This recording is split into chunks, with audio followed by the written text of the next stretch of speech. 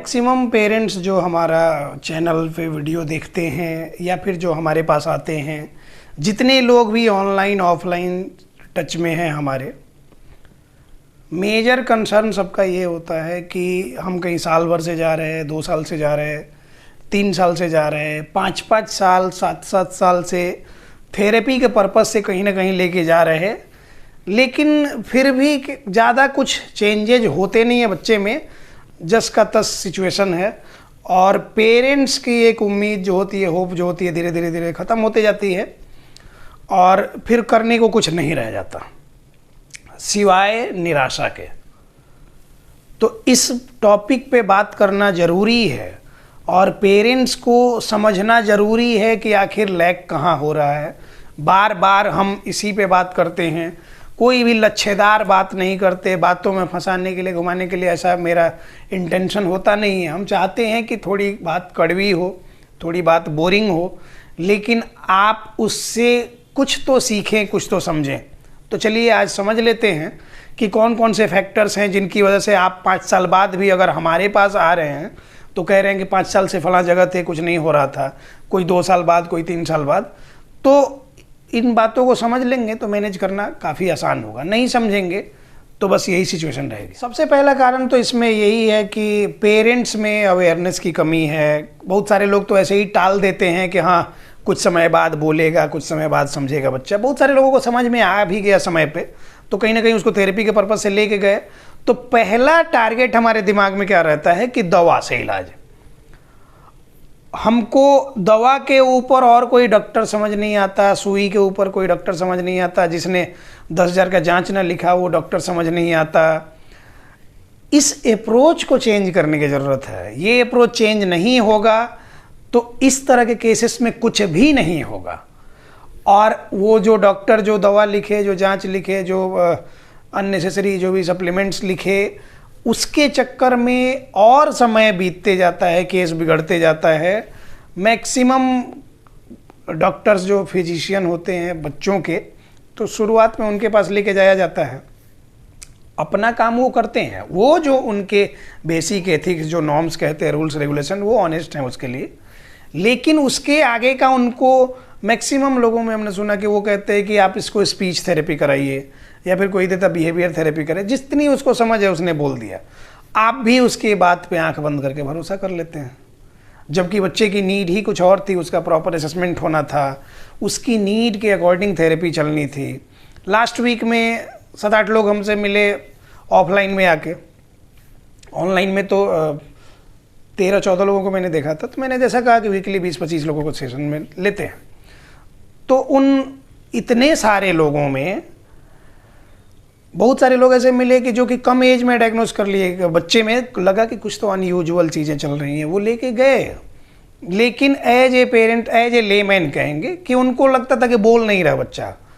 जब वीडियोज देखना शुरू किए, हमारा वीडियो भी उसी में आया, हमने सेंसरी प्रोसेसिंग डिसऑर्डर समझाया, हमने न्यूरो डेवलपमेंटल डिसऑर्डर समझाया, हमने ये समझाया कि डेवलपमेंटल डिसऑर्डर कैसे कैसे डेवलप होता है। ये बात समझ लिए तब लगा कि नहीं, ये तो बात पे रिस्पॉन्ड भी नहीं करता है, मतलब नेम कॉलिंग रिस्पॉन्स नहीं है, ऑडिटरी प्रोसेसिंग डिसऑर्डर है, विजुअल प्रोसेसिंग डिसऑर्डर है, टेक्टाइल प्रोसेसिंग डिसऑर्डर है। तो समझ आया कि नहीं, बोलना मेन मैटर नहीं करता, पहले बात को समझे, प्रोसेस करे। तो इनकी परसेंटेज क्या है? 100 में 10%। बाकी आज भी माथ मुड़ाए वही काम कर रहे हैं कि बस जा रहे हैं, साल भर से जा रहे हैं, स्पीच करा रहे हैं, कुछ नहीं हो रहा फिर भी कर रहे हैं। साल भर से कहीं कोई स्पेशल एजुकेशन में है, कहीं कोई बिहेवियर थेरेपी में है, बस ऐसे ही कर रहे हैं। बच्चे की नीड के अकॉर्डिंग थेरेपी नहीं हो रही। कई बार तो पेरेंट्स की गलती सबसे ज़्यादा होती है। इसमें तो हम बार बार करते हैं कि पेरेंट्स की गलती है कि आप जाके डिमांड करते हैं कि हमको बच्चे में स्पीच नहीं है, स्पीच कराइए। तो सामने वाला उसको पैसा मिल रहा, अपना काम कर रहा है, स्पीच करा रहा। अब पैसा ज़्यादा दिन तक तो मिलेगा नहीं। अगर बच्चा कुछ भी लबर सटर जो बोलते हैं भोजपुरी में हमारे, लबर सटर मतलब उल्टा पुल्टा कुछ भी ना बोलेगा, गाल गोद ना करेगा, तो फिर आप लंबे समय तक उसके पास जाइएगा नहीं। तो वहाँ से डेवलप कराएगा इकोलेलिया, और इकोलेलिया डेवलप होगी इस तरह का। फिर क्या होगा कि रिपीट करने वाली जो स्पीच हो जाती है, कि हर एक बात को ही रिपीट करे, व्हाट इज़ योर नेम पूछेंगे तो उधर से भी कह देगा व्हाट इज़ योर नेम, बाद में फिर नाम भी बताएगा, लेकिन वो बोलना उसके लिए उस केस में मस्ट उसके लिए हो जाएगा। और ये हमने प्रॉब्लम का सोल्यूशन नहीं किया, प्रॉब्लम क्रिएट कर। दूसरा फैक्टर होता है, दूसरा कारण सबसे बड़ा होता है पेरेंट्स की लापरवाही, पेरेंट्स की थेथराई। बहुत सारे लोग थेथराई मतलब होता है कि वो अपने उनने जो करना है वही मनमानी करना है, जाना है मल्टीपल ओपिनियन ले लेके नहीं जाना है, डॉक्टर के पास, थेरेपिस्ट के पास, साइकोलॉजिस्ट के पास, चाइल्ड साइकोलॉजिस्ट के पास, क्लिनिकल साइकोलॉजिस्ट के पास, सबके पास जाना है, लेकिन करना वही है जो अपने मन के आ रहा है। तो इस तरह के लोग को, क्योंकि हम डेली ये में ऐसे लोगों से भी मिलना होता है मेरा। कल की बात है, कुछ लोगों का रीअसेसमेंट का सेशन चल रहा था, 1 वीक के असेसमेंट के बाद रीअसेसमेंट होता है। उसमें एक बच्चे की मदर मिली, उनसे बात कर रहे थे, फिर हमने कहा कि बच्चे की ये प्रॉब्लम है और इसके अकॉर्डिंग ऐसे ऐसे प्रोटोकॉल दिया जाएगा, इस पर काम करने की ज़रूरत है। वो उस बात को सुन ही नहीं रहे, वो कहते कि हम बुलाते हैं तो आता है, बात मेरी सुनता है, ऐसा करता है, वैसा करता है, इसको वर्चुअल है कि माइल्ड है कि क्लासिकल ऑटिज्म है, कितने दिन में ठीक हो जाएगा, 2 ही महीना मेरे पास है, उसके बाद हमको कहीं अपना जॉब पे जाना है या फिर जो भी जाना है। तो उनकी गलती नहीं है, सिचुएशन होते हैं सबके अपने अपने सिचुएशन, उस बात पे नहीं जाते हैं हम। लेकिन ऐसे पेरेंट्स जो होते हैं उनको सुनना नहीं जाएगा। मैंने कहा कि डॉक्टर के पास गए, थेरेपिस्ट के पास गए, उनसे ओपिनियन लेने कि बच्चे के लिए क्या क्या कर सकते हैं जिससे ये बेहतर हो जाए, वो नहीं सुन के अपनी ही बात कहना, अपना ही राग अलापना, और हमारे पास उतना समय नहीं है, 2 महीने में ही जितना कर सकते हैं, नहीं तो नहीं हो पाएगा। तो हमने उनको क्लियरली बोल दिया कि तो फिर कुछ नहीं हो पाएगा आपके केस में, और फिर ये समझ आएगा आज से 6 महीने साल भर बाद। और बहुत सारे लोग ऐसे आए, वो तो मिलते ही रहते हैं हमेशा, और हमने जैसा कहा कि आपको बाद में समझ आएगा, क्योंकि ये नहीं कह रहे कि आप हमारे पास रहेंगे तो ही ठीक होगा, ये नहीं कहा जा रहा। आप कहीं भी ये करें लेकिन उसकी नीड के अकॉर्डिंग थेरेपी होगी तो ठीक होगा, इस बात को समझना पड़ेगा।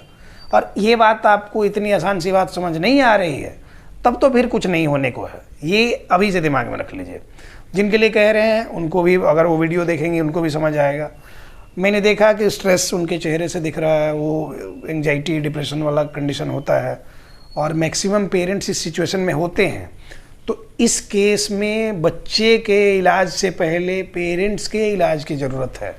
जब तक वो फील गुड जैसा सिचुएशन उनका नहीं होगा, उनको अच्छा नहीं लगेगा, तो वो सिर्फ काम कुछ नहीं करेंगे, वो काम की चिंता करेंगे। वो कि ऐसा कर लेते तो ऐसा हो जाता, वैसा कर लेंगे तो वैसा हो जाएगा, दिन रात वीडियोज और काम कुछ नहीं करेंगे। उसके बाद जब उनको हमने बातें सारी समझा रहे हैं तो फिर भी उनका ये कहना है कि फलां जगह हमने ये करा तो उनने वर्चुअल ऑटिज्म बोला। वर्चुअल ऑटिज्म के शिकार जितने भी, मतलब इस टर्म के शिकार जितने लोग भी हैं, ये बात समझ लीजिए, ये टेक्निकल टर्म नहीं है, ये क्लिनिकल टर्म नहीं है, ये बरगलाने वाला यूट्यूब का टर्म है। ये सिर्फ जिनको नहीं आता तो गाल गोद करने के लिए वो कह देता है लोग कि वर्चुअल ऑटिज्म है, और ये मेंटर लोग और वो मोटिवेशनल स्पीकर लोग की भाषा है।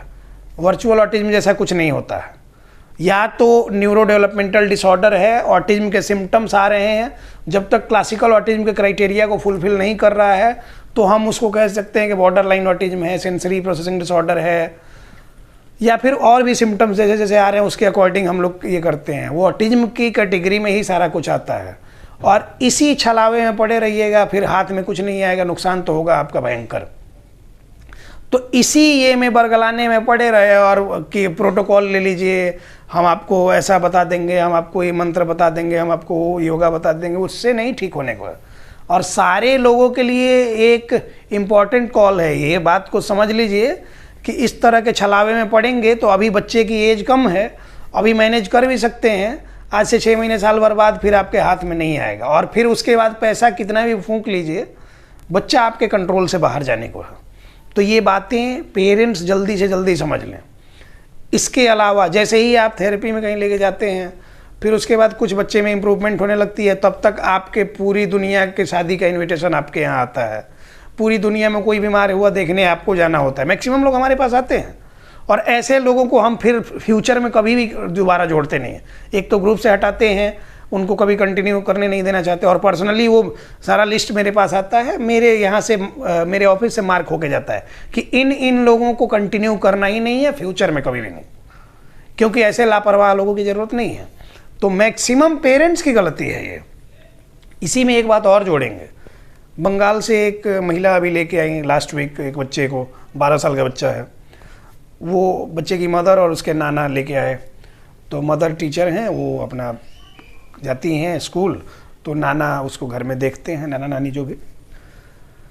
उस बच्चे में क्या है, ग्लोबल डेवलपमेंटल डिले का केस है। सब बातें एक तरफ है, लेकिन बच्चा क्या है ना कि कोई स्ट्रेट, जैसे हम बैठे हुए स्ट्रेट, अब ऐसे झुक के बैठे हैं तो कैसा लगेगा आपको? अनयूजुअल लगेगा, वो लगेगा कि अजीब सा ये लग रहा है। वो बच्चा बिल्कुल ऐसे झुक के है ऐसे। पेरेंट्स का ये कहना है कि हम भारत के लगभग हर बड़े हॉस्पिटल में, इंस्टीट्यूट्स में बच्चे को लेके गए दिखाने के लिए। सब ने ये करा कि ये दवा दे दो, ये खाना खिला दो, ये 2200 रुपये का चावल खिला दो, 2100 रुपये का चावल खिला दो, वो खिला दो, वो खिला दो, और कहीं कुछ ये नहीं हुआ। और वो तो ठीक है, डॉक्टर्स की बात हो गई, डॉक्टर के। पेरेंट्स को ये क्यों नहीं पता चला कि बच्चा उनका ऐसे डे बाई डे झुकते जा रहा है? मस्कुलर वीकनेस थी, जैसा हमने बताया, global developmental delay, muscular weakness है। फ्लैसिड मसल है। फ्लैसिड मतलब कि ऐसे झूलते हुए नहीं हो जाता है बुढ़ापे में, ऐसे लटकता हुआ मसल। तो मसल का क्या होता है कि मसल के टोन में कमी आ जाती है, हाइपोटोनिक मसल हो जाता है, फ्लैसिडिटी बोलते हैं। फ्लैसिड मसल के कंडीशन में बच्चे के बॉडी में वीकनेस है, आपने उसका स्ट्रेंथ डेवलप नहीं किया, फोर्सफुली उसको खड़ा किया, और खड़ा किया तो धीरे धीरे मसल कमजोर है, तो धीरे धीरे झुकते जाएगा ना। बूढ़े लोग क्यों झुक जाते हैं? क्योंकि उनके प्रॉपर स्ट्रेंथ नहीं है मसल में। तो झुकते गया, वो बच्चे की कंडीशन अभी ख़राब हो रही है। अब तो 1 सप्ताह का असेसमेंट हुआ, सारी चीज़ें प्रैक्टिकली उनको बताई गई, उन लोग अपना जाएंगे, फिर कुछ काम करेंगे। ये 3-4 साल का लंबा स्ट्रगल है। अगर उसके अकॉर्डिंग ऑनेस्टली काम कर लिए तो इम्प्रूवमेंट है, नहीं तो लाइफ लॉन्ग उसको ढोना पड़ेगा। एजिंग होते जाते हैं ना, पेरेंट्स एज होते जाते हैं, उन एडवांस एज में जाएंगे तो बच्चे को संभालते नहीं रहेंगे, बच्चा भारी होते जाएगा। तो इस तरह की भी लापरवाही ना हो।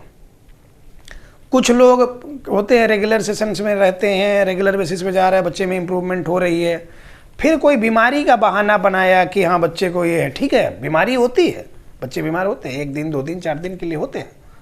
लेकिन क्या हुआ कि जैसे आपका रिदम जो टूटा, अब रिदम टूटा और आपको लगता है कि 4 दिन तबीयत खराब रहा, थोड़ा वीक हो गया है, तो 2-4 दिन का और ये लेते हैं, ठीक है।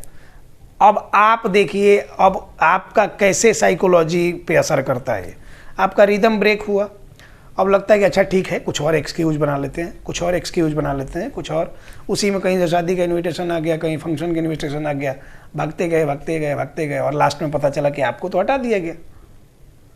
उसके बाद फिर आप लोग, मैक्सिमम लोग ये करते हैं कि नहीं हमको करना था, हमको ये करना था। तो इस तरह के कंडीशंस वाले लोग हम लोगों से, हमारे पास तो आए नहीं, ऐसे लोगों से हमको खुद ही एलर्जी है, और वो लोग दूर दूर रहें। अपने अगर बच्चे के लिए फ्यूचर ब्राइट चाहते हैं तो कुछ स्ट्रगल तो होगा ही होगा आपकी लाइफ में। उसको अगर आपने टैकल कर लिया तो आप इजीली मैनेज कर पाएंगे। थर्ड फैक्टर और लास्ट फैक्टर, और लास्ट बट नॉट लीस्ट हम हमेशा कहते हैं, तो इस बात को समझने की ज़रूरत है कि आप YouTube के भरोसे सिर्फ बच्चे का इलाज नहीं कर सकते हैं। मैक्सिमम लोग कमेंट बॉक्स में लिखते हैं, कई बार हम भी पढ़ते हैं, कि थेरेपी चार्जेज इतने ज़्यादा हैं, सब लोग अफोर्ड नहीं कर सकते, गरीब लोग कैसे ये करेंगे, बच्चे को प्रॉब्लम है तो कैसे ये करेंगे। ये सारी बातें समझते हैं। लास्ट एक वीडियो हमने बनाया था, उसमें कहा भी था इस सब बारे में। वो एक्सक्यूज एक अलग है। अगर आप चाहते हैं कि आपके बच्चे को मैनेज किया जाए, प्रॉपर गाइडेंस में मैनेज किया जाए, तो हवाई बातों से कुछ नहीं होने को है। हमने कई बार कहा है कि बहुत सारे जो नीडी लोग हैं अपनी समस्या आके बताते हैं, उनको हम लोग सेशंस देते हैं।